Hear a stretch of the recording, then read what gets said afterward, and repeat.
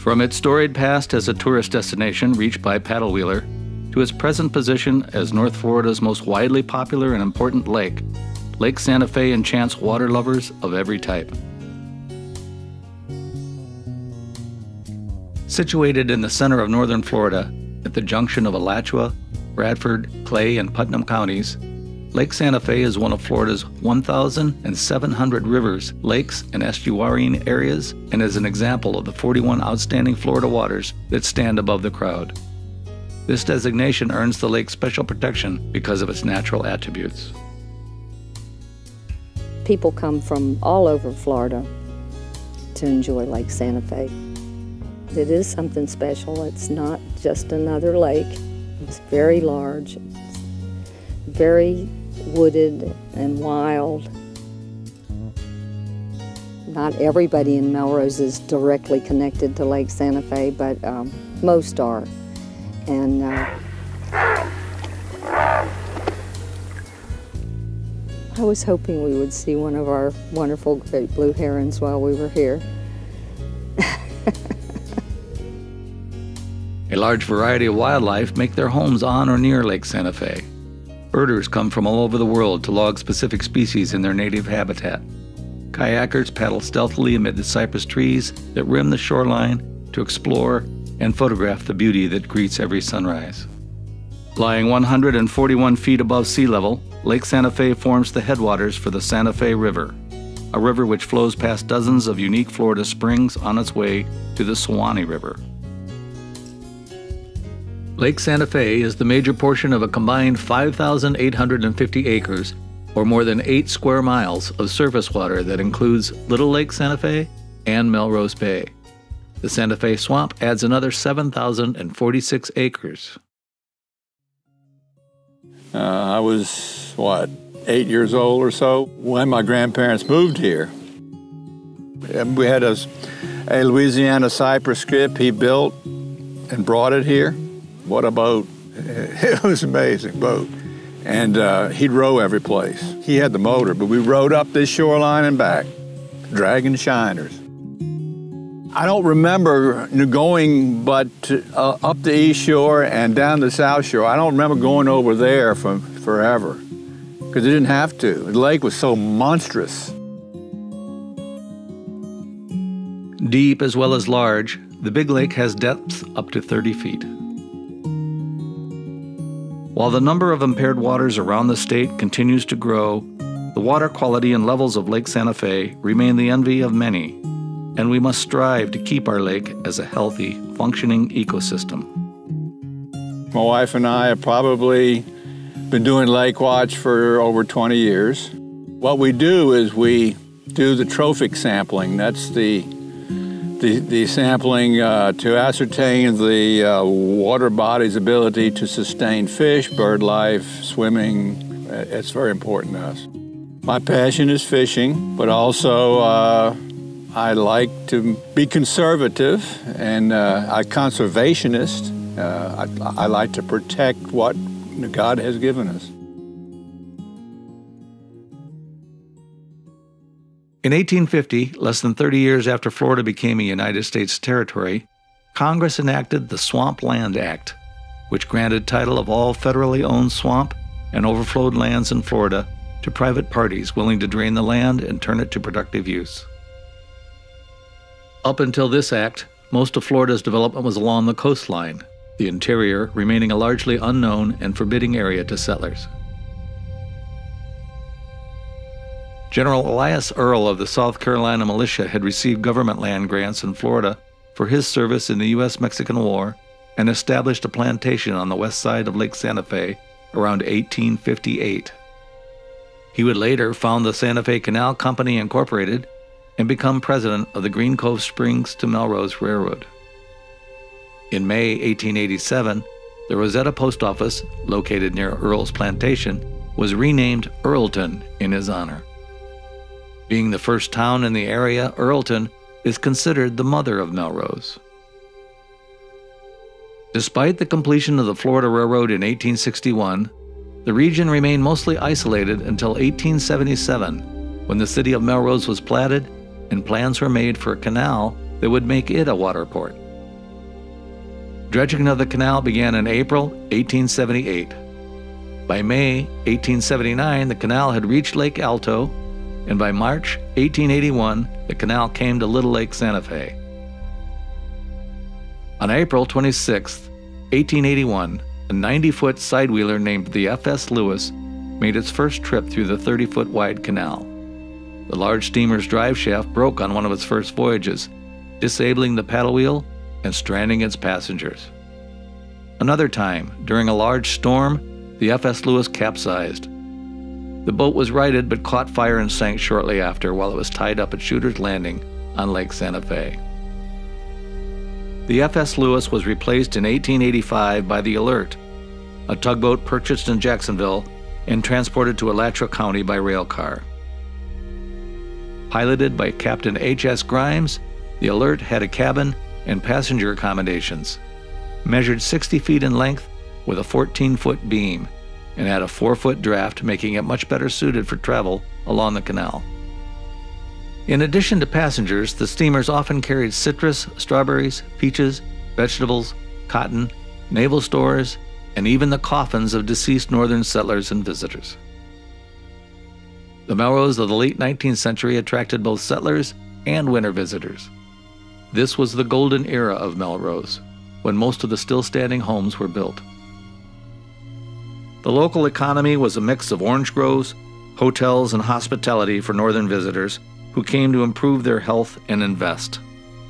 The town had a number of general stores, a sawmill, cotton gin, livery stable, several churches, and even a high school.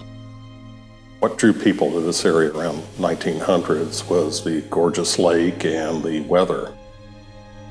I'm the step-grandson of Lee Pearsall, otherwise known as Colonel Pearsall. Colonel Pearsall was important to Melrose because he was one of the Yankees that came down, found this a wonderful vacation spot, and lived here.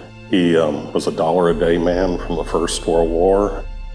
During the beginning of the Second World War, when my colonel had heard that Germany had invaded Belgium, he was so incensed he gathered up all the German china in the house, put it in a sack, rode out in the middle of the lake and dumped it. And I still remember my grandmother talking about how she sat on the porch screaming out, "Please, Lee, don't do this, don't do this." He took an idea to do something, to do it. He'd be talking in December about how it's hot here, the roses are blooming, it's summertime, and, trying to get family and people to move down here and I think essentially keep him company. In the 1890s, Melrose was a thriving center for horticulture and agriculture, a lake port, and a waterfront resort. The Great Freeze of 1895 quickly halted the area's growth as severely low temperatures crippled the citrus industry, wiping out most of the orange groves around Melrose and forcing the town to start over. Businessmen, local travelers, tourists, and visitors to Melrose continued to travel along the canal until the Alert ceased to operate in 1907. By this time, water hyacinths had clogged the canal, and the severe freezes had pushed Florida's citrus industry south of Melrose, depriving the canal of some of its most reliable customers. The arrival of the automobile by 1920 brought the construction of new roads in the area, as well as new modes of transportation. In many respects, Melrose remains frozen in time after the Great Freeze of 1895, as a small town with a rural atmosphere, little industry, and plenty of hospitality. I think there's a strong community in Melrose because we're isolated into a pocket of great beauty here. We're next to lakes, and also it was a small rural community reaching back into the 1800s, and it's never lost that identity. You may have a football coach living out here, or you may have bank presidents. At the same time, those are the same people that are in their country shirts down at Chapini's drinking beer on a Saturday afternoon. We do still hold that spirit that existed when the town was formed. Understanding your collective history as a town helps you move towards the future. We have to do what we need to do here to make life the best we can for us. When it comes to, well, we need a library, well, Melrose people get together and build a library. So many times you go somewhere and people will say, well, when are they going to do this? And there is no they in Melrose, it's us, and we take care of it.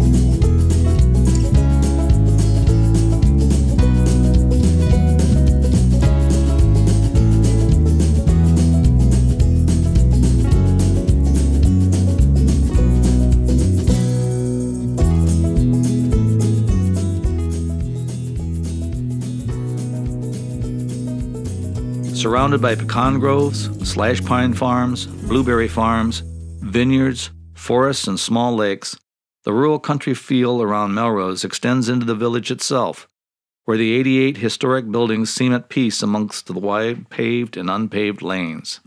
It is well served by its bank, grocery store, gas station, and bait shop, as well as its assortment of restaurants and uniquely locally owned and operated businesses. I've been here 14 years in this office. People come in and tell me about Mr. Baldwin because they remembered coming here when they were kids. Leonard Memory Baldwin built this store in 1899. He was one of 10 children and the only one that survived beyond infancy. And he started this store in the late 1800s, 1899, as a dry goods store. It was owned by the Baldwins, operated as a store into the 50s.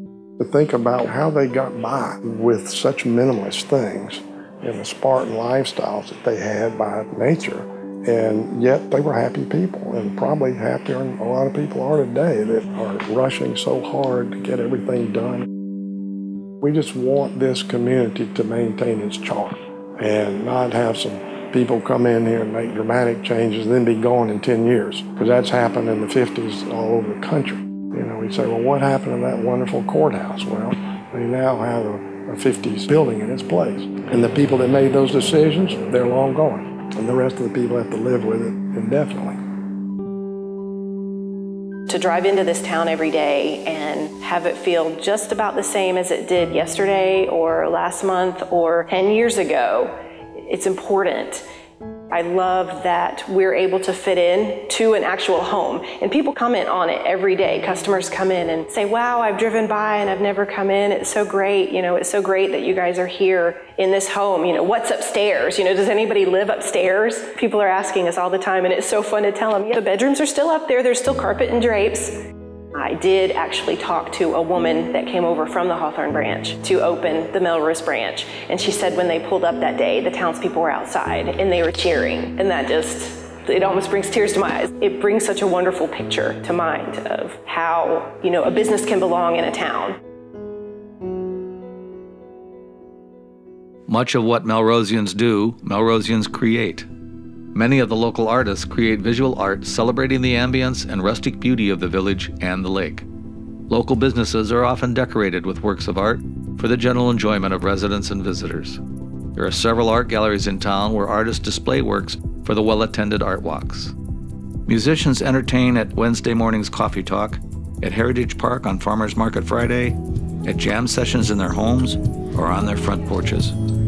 Gardeners spend time under blue Florida skies working on formal rose gardens, hobby orange groves, butterfly, vegetable, or even native plant gardens.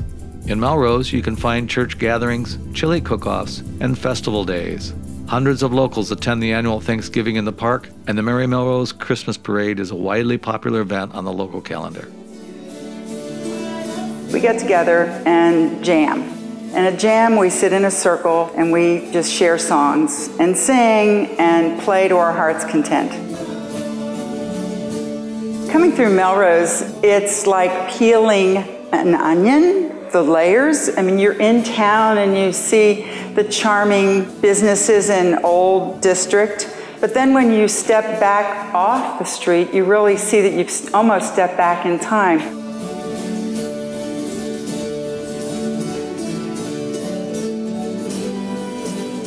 An outsider coming to Melrose, walking around the town, talking with the friendly folks that live here, would immediately feel a sense of place. It's a slice of history, and we're so lucky that Melrose has preserved itself this way. The village of Melrose is a special place, nestled in an area of beauty and splendor. Melrosians are one part full-time residents, one part bedroom community, and one part snowbirders and weekenders.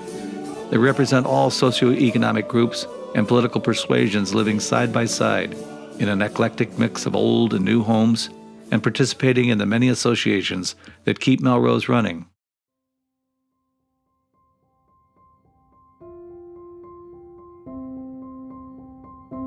There is a delicate balance present in every unique ecosystem, and once upset, that balance can be virtually impossible to regain. I love this lake. Really, this lake is a jewel, I think, of central North Florida. It is necessary to preserve the unique collection of precious resources found in Melrose. And it's time for all who love Lake Santa Fe, whether resident or visitor, to ask what can be done in order to be good stewards of this village and its amazing waters, so the future generations can walk along quiet streets shaded by large oak trees and bordered by homes with great history and friendly wraparound porches, so they can run down to the historic waters of Melrose Bay and play and swim in its cool waters as gentle afternoon breezes drift across Lake Santa Fe.